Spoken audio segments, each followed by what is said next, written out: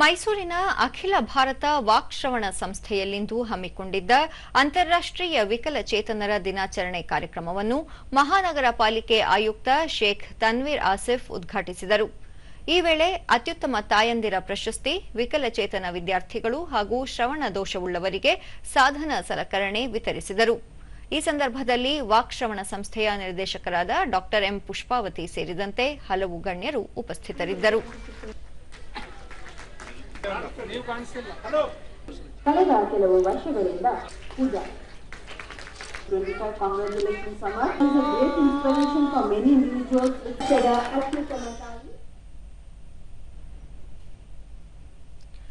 ಬಳಿಕ ಶೇಖ್ ತನ್ವೀರ್ ಆಸಿಫ್ ವಾಕ್ಶ್ರವಣ ಸಂಸ್ಥೆ ಶ್ರವಣದೋಷವುಳ್ಳ ಮಕ್ಕಳ ಸಮಸ್ಯೆ ನಿವಾರಣೆ ಮಾಡುವ ನಿಟ್ಟಿನಲ್ಲಿ ಕೆಲಸ ಮಾಡುತ್ತಿರುವುದು ಶ್ಲಾಘನೀಯ.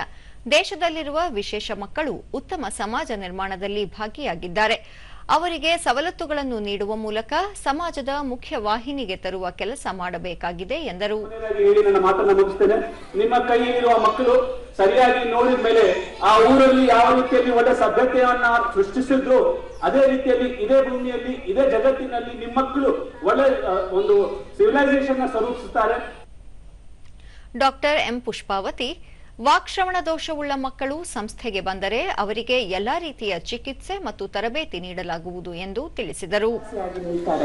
ಯಾಕಂತ ಹೇಳಿದ್ರೆ ನನಗೆ ಸರ್ಕಾರದಿಂದ ಬರುವಂತ ಅನುದಾನದಿಂದ ಫಂಡಿಂದ ನಾವು ಇಷ್ಟೊಂದು ಕಾರ್ಯಕ್ರಮ ಮಾಡ್ತಾ ಇದ್ದೀವಿ. ಸರ್ಕಾರ, ಕೇಂದ್ರ ಸರ್ಕಾರದ ಕಾರ್ಯಕ್ರಮಗಳಾಗಿರಬಹುದು, ರಾಜ್ಯ ಸರ್ಕಾರದ ಕಾರ್ಯಕ್ರಮಗಳಾಗಿದ್ದು, ಇವೆರಡನ್ನೂ ನಿಮ್ಮ ಬಳಿಗೆ ತರೋದು ನಮ್ಮ